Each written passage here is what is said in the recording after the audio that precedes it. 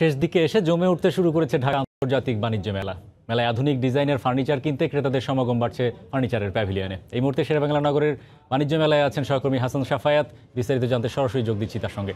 সাফায়াত, হরি, বাণিজ্য মেলার 21তম দিনে এসে আমরা সকাল থেকেই যে অবস্থা দেখতে পাচ্ছি যে শেষ দিকে এসে মেলার একেবারে শেষ পর্যায়ে এসে কিন্তু মানুষের উপস্থিতি বাড়া শুরু করেছে এবং সকাল থেকেই কিন্তু গেট খোলার সঙ্গে সঙ্গে ঢাকাসহ আশেপাশের যেসব এলাকা রয়েছে সেখান থেকে কিন্তু মানুষ আসছে।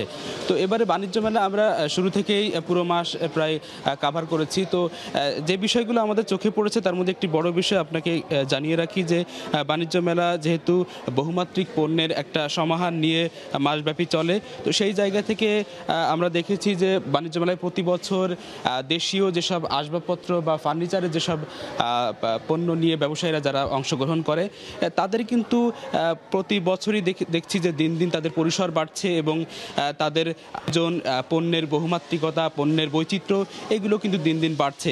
বিশেষ করে আমরা দেখেছি যে দেশীয় যেসব ফার্নিচার এবং আসবাবপত্রের দোকানগুলো রয়েছে, স্টলগুলো বা প্যাভিলনগুলো রয়েছে, সেই প্যাভিলনগুলোতে কিন্তু আন্তর্জাতিক মানের যেসব ডিজাইন, নকশা বা বিষয়গুলো বিবেচনায় নিয়ে কিন্তু তারা প্রতিনিয়ত পণ্যকে ডেভেলপ করছেন এবং সেইভাবে কিন্তু বাংলাদেশের বাজারে তারা কিন্তু এটাকে ভোক্তাদের কাছে পৌঁছে দেওয়ার জন্য সেই ধরনের পণ্য নিয়েই কিন্তু মেলাতে অংশ নিয়েছেন।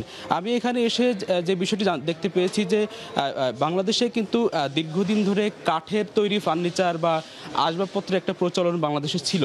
সেই জায়গা থেকে কিন্তু মানুষের ভোক্তার রুচি যেমন পরিবর্তন এসেছে, ঠিক একইভাবে মানুষ কিন্তু একটু কম দামে ভালো মানের ভালো ডিজাইনের পণ্য কিন্তু তারা চান।